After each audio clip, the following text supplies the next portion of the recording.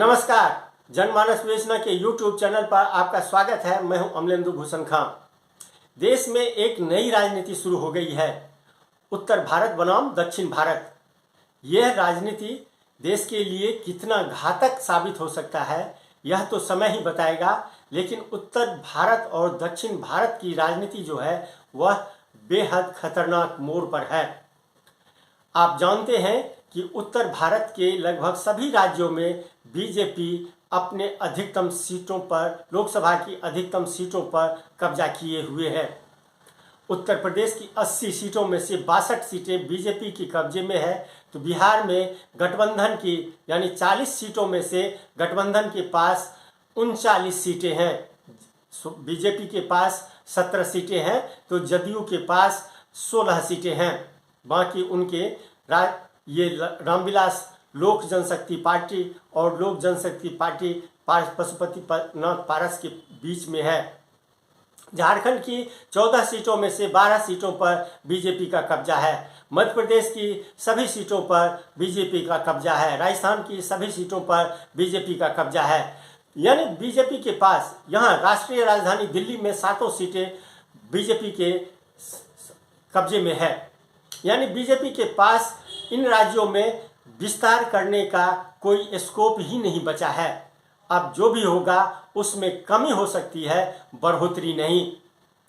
इसलिए दक्षिण भारत और उत्तर भारत की लड़ाई अब शुरू हो गई है। दक्षिण भारत में कांग्रेस जहां मजबूत स्थिति में है, अब बीजेपी उसे नया रूप देने के लिए तैयारी में जुटी हुई है। आप जानते हैं, जो कांग्रेस नेता डी सुरेश कुमार एक वक्तव्य दिया था, जो दक्षिण भारत का पैसा उत्तर भारत में खर्च किया जाता है। दक्षिण भारत में ज़्यादा टैक्स कलेक्शन होता है और उसे उत्तर भारत में खर्च कर दिया जाता है। इससे गोदी मीडिया ने अलग रूप दिया और कहने लगा जो सुरेश कुमार दक्षिण भारत अलग राष्ट्र की मांग कर रहा है, ये देशद्रोही का काम है। इससे पहले भी तेलंगाना विधानसभा चुनाव में कांग्रेस सत्ता में आई थी, तो गोदी मीडिया ने अलग ही रंग देने का प्रयास किया। उसमें भी गोदी मीडिया को नाकामी ही हाथ लगी। आप जानते हैं, नरेंद्र मोदी काशी तमिल संगम कराकर, उत्तर प्रदेश में कराकर दक्षिण भारत में अपनी पकड़ मजबूत करने की कोशिश कर रहे हैं। इतना ही नहीं, रामलला की मूर्ति जो तैयार हुई है वह भी कर्नाटका के मैसूर के योगी राज ने तैयार किया है। अब तो चर्चा यह है कि सोनिया गांधी, कांग्रेस अध्यक्ष सोनिया गांधी, कांग्रेस के नेता सोनिया गांधी और प्रधानमंत्री नरेंद्र मोदी भी दक्षिण भारत के किसी लोकसभा सीट से उम्मीदवार हो सकते हैं। अब ये तो समय ही बताएगा, जो दोनों नेता चुनाव लड़ेंगे या नहीं लड़ेंगे, लेकिन ये बात चर्चा में आ गई है। आप जान करके हैरान हो जाएंगे कि दक्षिण भारत के 8 राज्य और एक केंद्र शासित प्रदेशों में 132 लोकसभा सीटें हैं। इनमें से तेलंगाना में 17 लोकसभा सीटें, तमिलनाडु में 39 लोकसभा सीटें, कर्नाटक में 28 लोकसभा सीटें, आंध्रा में 25 लोकसभा सीटें, केरला में 20 लोकसभा सीटें और पुडुचेरी केंद्र शासित प्रदेश है, वहाँ 1 सीटें हैं। 2019 में बीजेपी केरल में एक भी सीट नहीं जीत पाई, जबकि कांग्रेस 15 सीटें जीती। तमिलनाडु में बीजेपी को कोई सीटें हाथ नहीं लगी, यानी 0 उनकी सीटें हुई और कांग्रेस को 8 सीटें मिली। तेलंगाना में 4 सीटें बीजेपी जीतने में सफल हुई, जबकि कांग्रेस 3 सीटें। कर्नाटका की 25 सीटों पर बीजेपी का कब्जा है, जबकि कांग्रेस का 1 सीट पर कब्जा है। पुडुचेरी की 1 सीटें जो है वो कांग्रेस के कब्जे में है। यानी इन राज्यों में कांग्रेस की जो स्थिति है वह मजबूत मानी जा सकती है। इसलिए ये आप जानते हैं राहुल गांधी केरल के वायनाड सीट से सांसद हैं।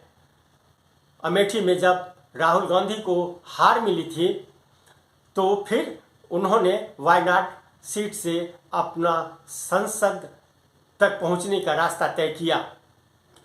इतना ही नहीं, इंदिरा गांधी को भी जब उत्तर प्रदेश में चुनावी हार मिली थी तो उन्होंने कर्नाटका का ही रुख किया और वहां से उन्होंने चुनाव जीत करके लोकसभा में आई थी। यानी दक्षिण भारत जो है वो कांग्रेस के लिए बहुत ही अच्छा माना जाता है।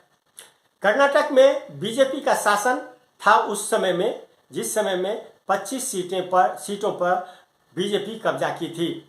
अब कांग्रेस का शासन है वहाँ पे। विधानसभा में कांग्रेस को हाल में जो विधानसभा चुनाव हुए हैं 2023 में, उसमें कांग्रेस सत्ता पलट करके विधानसभा में आ गई है। कांग्रेस 135 सीटें जीती है और 42.88% वोट हासिल कर जनता का भारी समर्थन हासिल किया। बीजेपी को 36% वोट मिला। जेडीएस अब बीजेपी के साथ में है। जेडीएस को 13.29 यानी 13.29% वोट मिला था। यानी जेडीएस जो है वो अब लगभग समाप्त हो चुका है।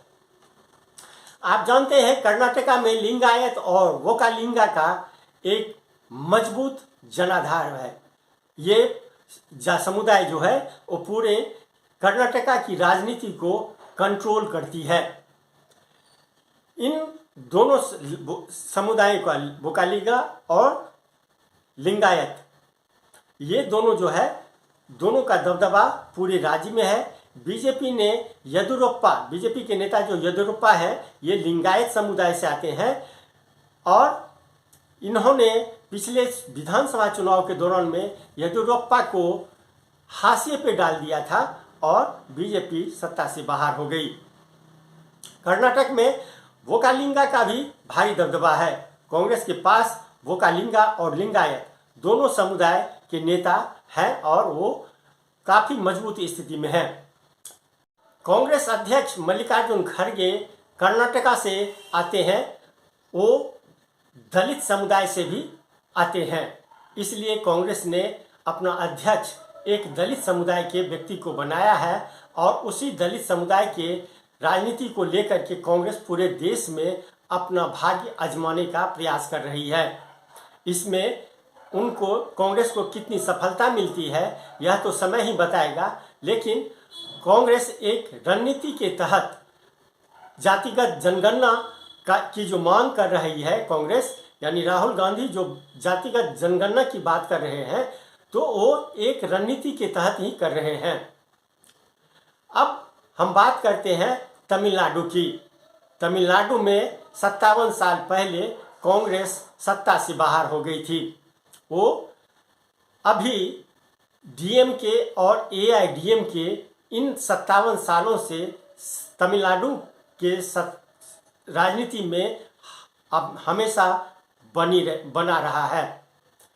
दोनों पार्टियां जो है ये सत्ता में काबिज रही है। जयललिता हो, रामचंद्रन हो, करुणानिधि हो, अभी तो स्टालिन है। डीएमके का शासन है अभी। हम इसी बात को लेकर के तमिलनाडु में किस तरह या दक्षिण भारत में कौन सी स्थिति क्या स्थिति रहेगी, हम बात कर। तेलंगाना में केसीआर को यानी बीआरएस पार्टी को हरा करके कांग्रेस सत्ता में काबिज हो गई है। तेलंगाना में बीजेपी का जो वोट परसेंट है, आप देखिए 2018 के विधानसभा चुनाव में 60% वोट बीजेपी को मिला था। 2019 की लोकसभा में 19.45% वोट मिला था। 2023 के विधानसभा चुनाव में बीजेपी को 14% वोट मिला है, जबकि कांग्रेस को 39.49% वोट मिला है। यानी कांग्रेस जो है वो काफ़ी मजबूत स्थिति में दिख रही है। बीआरएस को हराना यानी के चंद्रशेखर राव को हराना कांग्रेस के लिए आसान बात नहीं थी। और 119 विधानसभा सीटों में से 64 सीटें जीत करके कांग्रेस आज सत्ता में आई है। इसलिए अब यह राजनीति हो रही है कि जो वहाँ पे किस तरह से अपना जनाधार बढ़ाया जाए। ठीक इसी तरह से आंध्र प्रदेश जो है वहाँ पर वाईआरएस कांग्रेस के जगन रेड्डी सत्ता में काबिज हैं, लेकिन कांग्रेस ने जगन रेड्डी की बहन वाईएस शर्मिला को अपने साथ ला करके बहुत बड़ा गेम खेला है। यह तो सभी जानते हैं कि आंध्र प्रदेश का विभाजन कांग्रेस शासन में हुआ। जगन रेड्डी के पिता कांग्रेस नेता थे, लेकिन जगन अलग पार्टी बना करके सत्ता में काबिज है और ये जो खेल है उनका जारी है। यानी ये कहा जाए जो एक तरह से जगन रेड्डी जो है वो कांग्रेस के ही दम पे, कांग्रेस के बूते पे ही सत्ता में आई थी। वह आंध्रा में, केरल में वामपंथी संगठन जो है, फ्रंट जो है, उनका शासन है। वामपंथी शासन के रहने के बावजूद राहुल गांधी वायनाड से सांसद हैं और वामपंथी जो है वो इंडिया गठबंधन का एक पार्ट है, चाहे वो सीपीआई हो या सीपीएम। अब ये चुनाव में क्या होगा, कितनी सीटें, अभी सीटों का बंटवारा नहीं हुआ है, यह तो समय बताएगा। लेकिन ये माना जा रहा है जो कांग्रेस और वामपंथी मिल करके लोकसभा का चुनाव लड़ेंगे। आज के लिए बस इतना ही। हमें दीजिए आज्ञा। नमस्कार। आप मेरे चैनल को ज़रूर लाइक करें और सब्सक्राइब करें। आपका बहुत बहुत धन्यवाद।